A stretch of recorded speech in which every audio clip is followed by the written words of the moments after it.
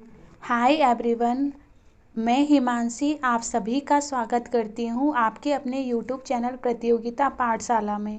Friends, आज हम एक बहुत ही महत्वपूर्ण टॉपिक जिसका नाम है शैक्षिक तकनीकी की प्रकृति, प्रकार, आवश्यकता एवं उपयोग पर डिस्कस करेंगे विस्तार से। ठीक है, तो आप इस वीडियो को लास्ट तक देखिए। और हाँ, अगर आप चैनल पर नए हैं तो प्लीज़ चैनल को सब्सक्राइब करना ना भूलें।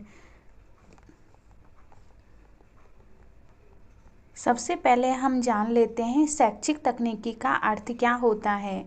तो शैक्षिक तकनीकी का अर्थ है शिक्षा के क्षेत्र में तकनीकी का प्रयोग। इसे शिक्षा और तकनीकी के संयोजन के रूप में देखा जाता है, जहां तकनीकी का उपयोग शिक्षण और अधिगम को अधिक प्रभावी बनाने के लिए किया जाता है। ठीक है, शिक्षा का अर्थ भी समझ लेते हैं। मैकेंजी के अनुसार एक प्रसिद्ध परिभाषा है शिक्षा की। इस मैकेंजी के अनुसार शिक्षा वे प्रयास है जो हमारी शक्तियों के विकास और सुधार के लिए किया जाता है। अब हम जान लेते हैं फ्रेंड्स तकनीकी का अर्थ, क्योंकि शिक्षा और तकनीकी दो शब्दों से मिलकर बनी है। तकनीकी शब्द ग्रीक शब्द टेक्निकोस से लिया गया है, जिसका अर्थ होता है शाब्दिक अर्थ कला। वहीं लैटिन भाषा में इसे टेक्सचर शब्द से लिया गया है, जिसका अर्थ होता है बुनना और निर्माण करना। अर्थात तकनीकी का संबंध किसी भी चीज़ को व्यवस्थित रूप से विकसित करने से होता है। अब हम तकनीकी की परिभाषाओं को जान लेते हैं, क्या पता इससे भी एग्जाम में क्वेश्चन पूछा जा सके। तो देखिए, अब आए कुछ प्रसिद्ध विद्वानों के द्वारा दी गई तकनीकी की परिभाषाएं देखते हैं। ऑफिस के अनुसार तकनीकी विज्ञान का कला में प्रयोग है, और वहीं ब्लूमर के अनुसार तकनीकी व्यवहारिक जीवन में वैज्ञानिक सिद्धांतों का अनुप्रयोग होता है। अब हम शैक्षिक तकनीकी की परिभाषाओं के बारे में जान लेते हैं फ्रेंड्स। ठीक है, जिन्हें कि बहुत सारे विद्वानों ने दिया, उनमें से कुछ प्रसिद्ध विद्वानों की परिभाषा है। जीएमओ लीथ के अनुसार सीखने सिखाने की दशाओं में वैज्ञानिक ज्ञान का प्रयोग, जिससे कि शिक्षण और प्रशिक्षण की प्रक्रिया की प्रभावशीलता एवं दक्षता में सुधार होता है। अगर इतनी लंबी परिभाषा भी याद नहीं हुई, फिर भी आपको क्या करना है, वैज्ञानिक ज्ञान का प्रयोग, यह परिभाषा आपको ध्यान में रखनी है। ठीक है, नेक्स्ट परिभाषा जो लिखी है वह है रॉबर्ट ए कॉवर्स, या कॉवर्स भी बोल सकते हैं इसे।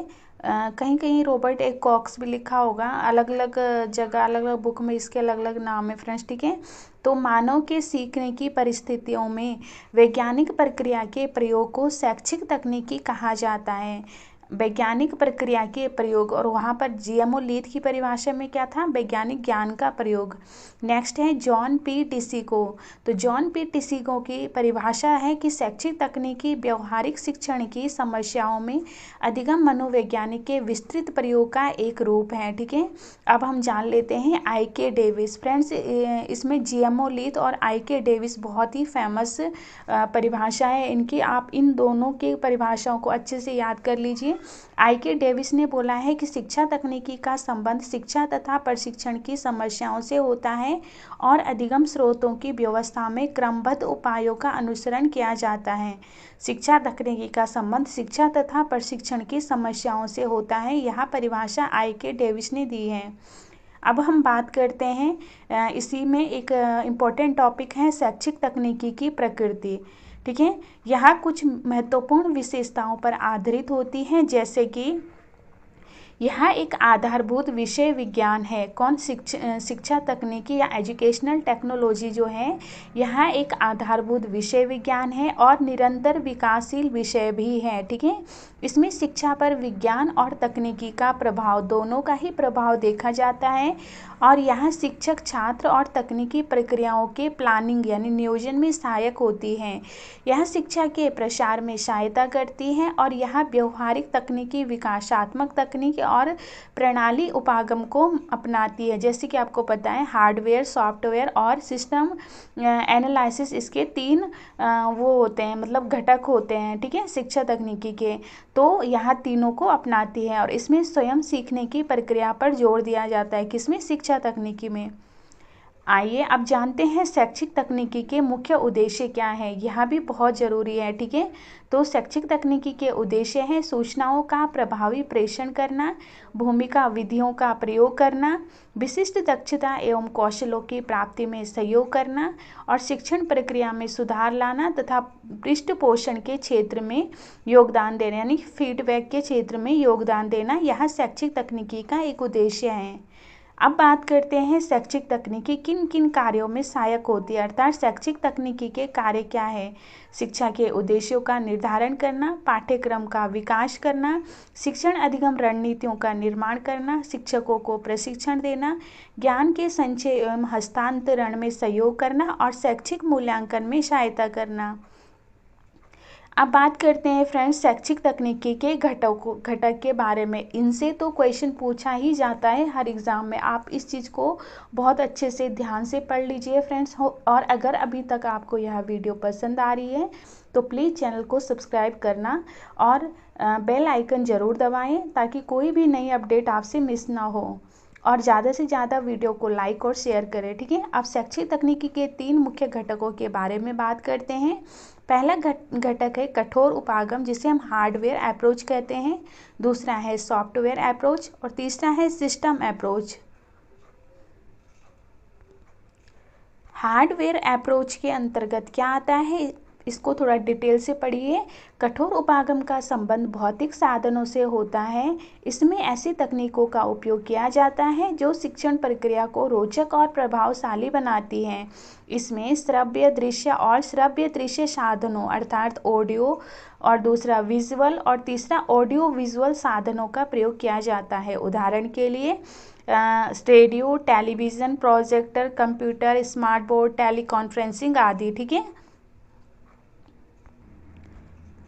कठोर उपागम अर्थात हार्डवेयर अप्रोच वह तकनीकी होती है जिसमें भौतिक उपकरणों और मशीनों का उपयोग किया जाता है। कठोर उपागम अर्थात हार्डवेयर के अंतर्गत एक तो भौतिक उपकरण और मशीनों का उपयोग किया जाता है और इसका मुख्य उद्देश्य होता है सूचना का संग्रहण करना, स्थानांतरण करना और विकास करना। इसके मुख्य उद्देश्य होते हैं, ठीक है। यहाँ भी क्वेश्चन इससे भी पूछा जा सकता है। अब नेक्स्ट क्वेश्चन कठोर उपागम के 3 घटक के बारे में जान लेते हैं। संचय यानी स्टोरेज, ट्रांसमिशन एंड डेवलपमेंट, इसके 3 उद्देश्य 3 घटक होते हैं हार्डवेयर के भी।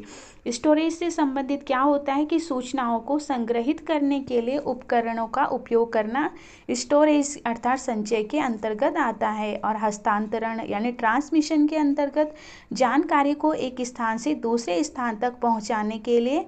और विकास अर्थात डेवलपमेंट शिक्षण के लिए नई तकनीकों का विकास। ये तीनों ही संचय, हस्तांतरण और विकास कठोर उपागम अर्थात हार्डवेयर के 3 घटक हैं।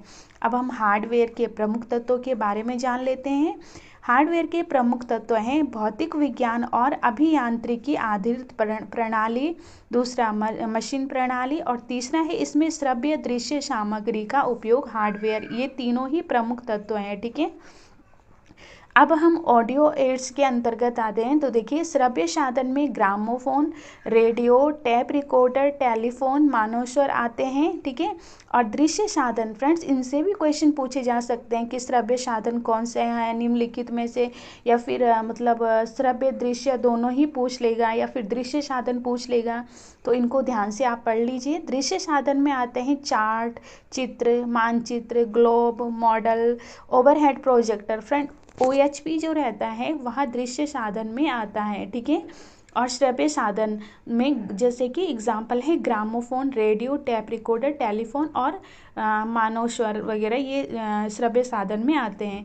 अब जो ऑडियो विजुअल एड्स के अंतर्गत आते हैं, जो मतलब श्रव्य भी हैं दृश्य भी हैं, जिसको हम सुन और देख सकते हैं दोनों ही, तो वो हैं टीवी को हम क्या देखते भी हैं सुनते भी, ठीक है। मूवीज़ यानी चलचित्र, वीडियो टेप, टेलीकॉन्फ्रेंसिंग, CCTV, ये श्रव्य दृश्य साधन के अंतर्गत आते हैं।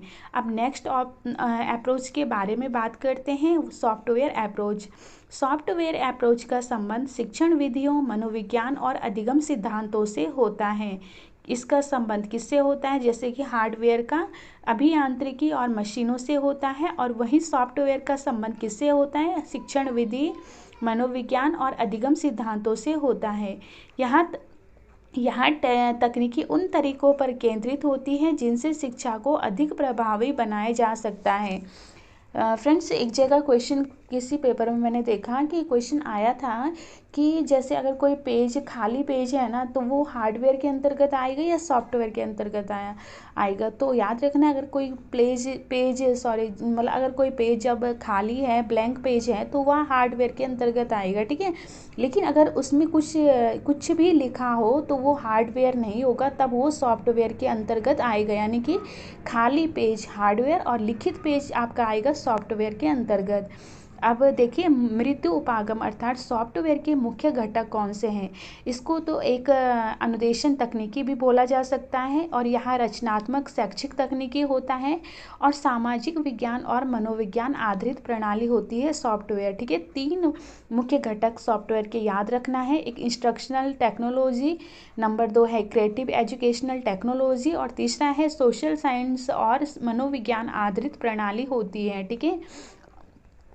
तो ये आपने बिल्कुल अच्छे से याद करना है, ठीक है फ्रेंड्स। नेक्स्ट क्वेश्चन में हम नेक्स्ट जो अप्रोच है वह है प्रणाली उपागम, सिस्टम अप्रोच।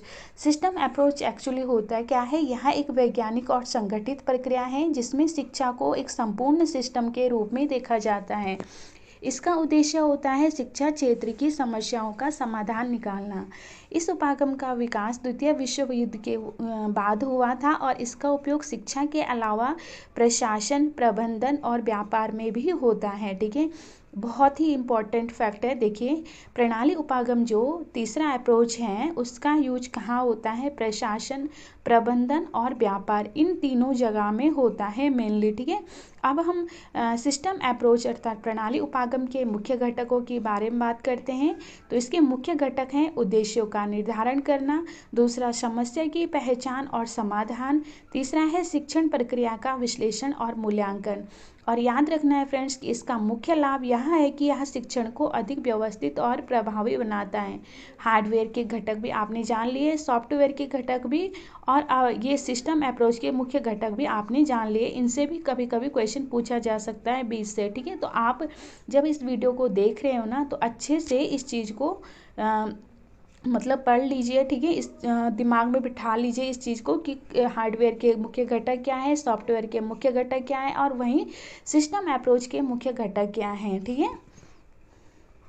वहीं इससे संबंधित एक इम्पॉर्टेंट मतलब इसी के अंतर्गत एजुकेशनल टेक्नोलॉजी के अंतर्गत शिक्षण प्रक्रिया के चरण भी पूछा जा सकता है, ठीक है। आपने सुना होगा नियोजन, संगठन, अग्रसरण, नियंत्रण। तो ये भी थोड़ा आप इसके बारे में जान लीजिए। ग्लेसर और डेविस के अनुसार शिक्षण प्रक्रिया को 4 चरणों यानी कि 4 स्टेप में डिवाइड किया गया है। एक प्लानिंग, एक ऑर्गेनाइजेशन, प्रोग्रेशन, और तीसरा लास्ट वाला है कंट्रोल, ठीक है। तो पहला है शिक्षण का नियोजन। इस चरण में शिक्षक अपने पाठ्यक्रम, शिक्षण उद्देश्य और शिक्षण विधियों की योजना बनाता है। इसमें पाठ्यक्रम का विभाजन, समय प्रबंधन और आवश्यक शिक्षण सामग्री का चयन किया जाता है। किसके अंतर्गत, शिक्षण के नियोजन के अंतर्गत। अब दूसरा स्टेप है शिक्षण का संगठन यानी ऑर्गेनाइजेशन इसे कहा जाता है। इस चरण में योजना के अनुसार शिक्षण की प्रक्रिया को व्यवस्थित रूप से लागू किया जाता है।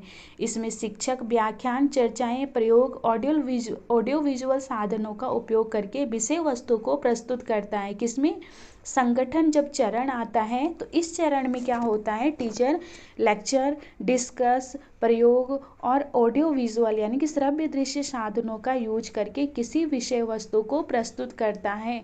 यहाँ संगठन चरण के अंतर्गत आता है। तीसरा चरण है शिक्षण का अग्रसरण। अग्रसरण यानी प्रोग्रेशन चरण में छात्रों की प्रतिक्रिया, उनकी कठिनाई और समझने की गति को ध्यान में रखते हुए शिक्षण प्रक्रिया को आगे बढ़ाया जाता है, और इसमें शिक्षक छात्रों की सक्रिय भागीदारी और इंटरैक्टिव तरीकों का उपयोग करता है। नेक्स्ट है शिक्षण का नियंत्रण। यह अंतिम चरण है जिसमें शिक्षक शिक्षण प्रक्रिया का मूल्यांकन करता है। इसमें परीक्षा, क्विज, असाइनमेंट, मूल्यांकन रिपोर्ट के माध्यम से यह देखा जाता है कि छात्र कितनी अच्छी तरीके से समझ पाए हैं, ठीक है। और ज़रूरत पड़ने पर रिवीजन और इम्प्रूवमेंट किया जाता है। तो फ्रेंड्स, आज के वीडियो में हमने शिक्षण तकनीकी के मतलब कि एजुकेशनल टेक्नोलॉजी जो है शिक्षा तकनीकी, उसके प्रकृति, प्रकार, आवश्यकता, महत्व और इसके घटक के बारे में विस्तार से पढ़ा। ठीक है। तो अगर आपको यह वीडियो अच्छी लगी होगी फ्रेंड्स, तो इसे लाइक करें, शेयर करें। और हाँ, अगर आप चैनल पर नए हैं तो प्लीज़ चैनल को सब्सक्राइब करना ना भूलें।